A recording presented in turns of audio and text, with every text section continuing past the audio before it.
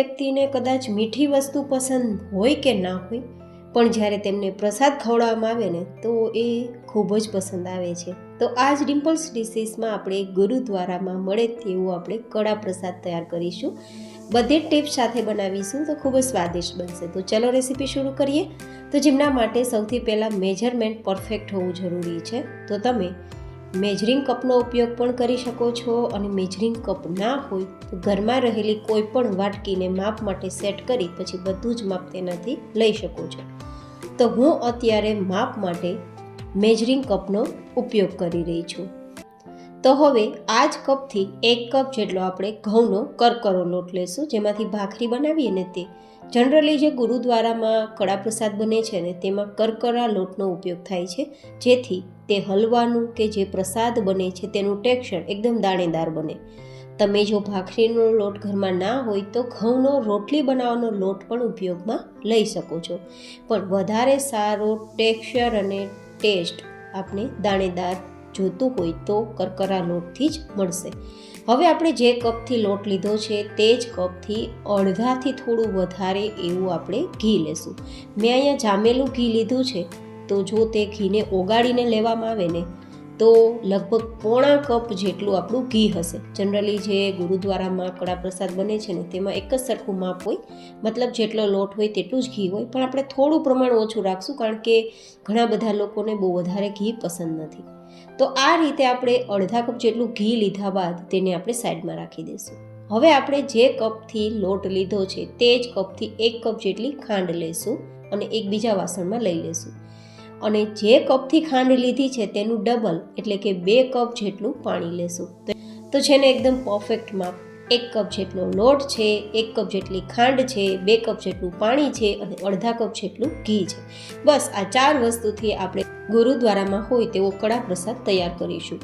તો હવે આપણે આ જે ખાંડ અને પાણીનું મિશ્રણ છે તેને ગેસ ફ્લેમ પર રાખીશું, અને આપણી ખાંડ બરાબર ઓગળે અને આપણું પાણી બરાબર ગરમ થઈ જાય ત્યાં સુધી આપણે તેને ગેસ ફ્લેમ પર રાખવાનું છે. અહીંયા કોઈ પણ પ્રકારની તારવાળી ચાસણી તૈયાર નથી કરવાની. માત્ર આપણી ખાંડ ઓગળતા આપણા પાણીમાં થોડું ઉફાણ આવવા લાગે, પાણી એકદમ ગરમ થઈ ગયું હોય તેવું લાગે ત્યારે આપણે તેને નીચે ઉતારી લેવાનું છે. તો ત્યારે તમે જોઈ શકો છો કે આ રીતે આપણી ખાંડ ઓગળતા પાણી એકદમ ગરમ થઈ ગયું હોય તેવું દેખાય છે. તો હવે આપણી આ કડાઈને નીચે ઉતારી લેશું.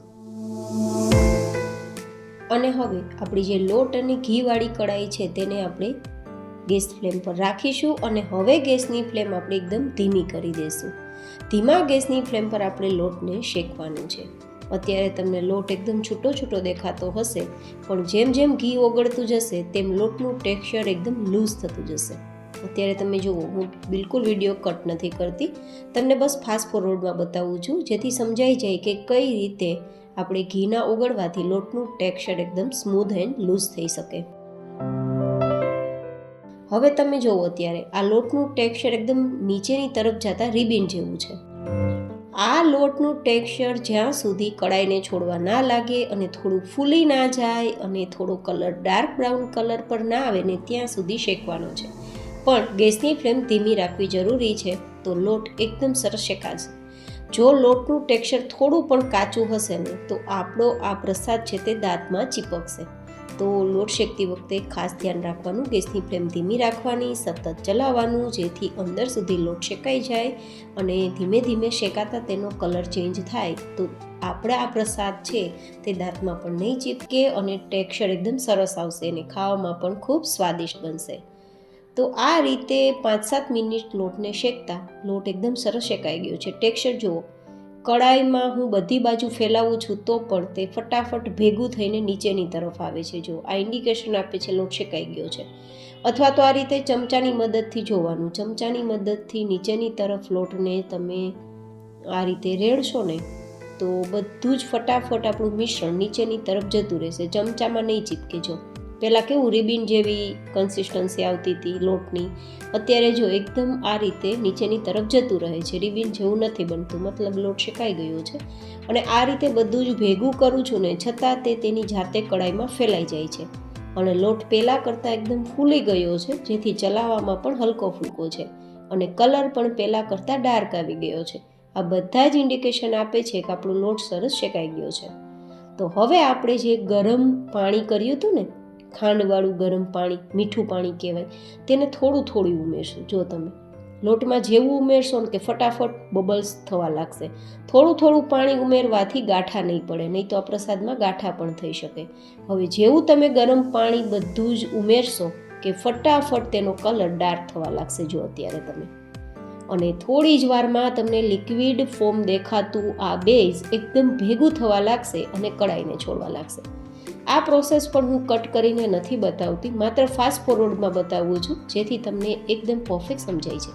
તમે જુઓ, માત્ર 1 થી 1.5 મિનિટમાં બધું જ બેઝ ભેગું થઈ ગયું છે અને કડાઈને છોડવા લાગ્યું છે. જો હવે ચમચામાં બધું જ બેઝ એકદમ ચીપકી ગયું છે અને કડાઈને છોડી અને ચમચાની જેમ તેની સાથે ફરવા લાગ્યું છે. જો આ એકદમ પરફેક્ટ આપણો હલવો તૈયાર થયો છે અથવા કડા પ્રસાદ તૈયાર થયો છે.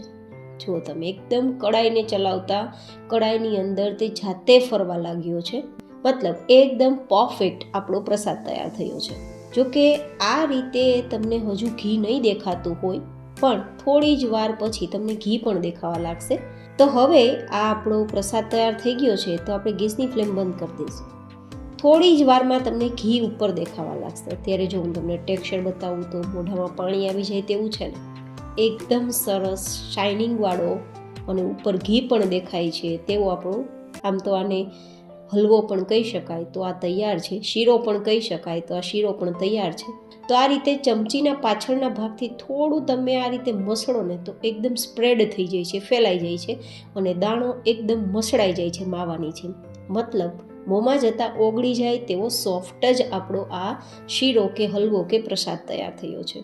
તો છે ને એકદમ પરફેક્ટ રીત, એકદમ દાણેદાર ટેક્સચર સાથે, ખૂબ જ એટ્રેક્ટિવ લુક સાથે અને શાઇનિંગ સાથે જે ગુરુદ્વારામાં મળે તેવો કડા પ્રસાદ તૈયાર છે.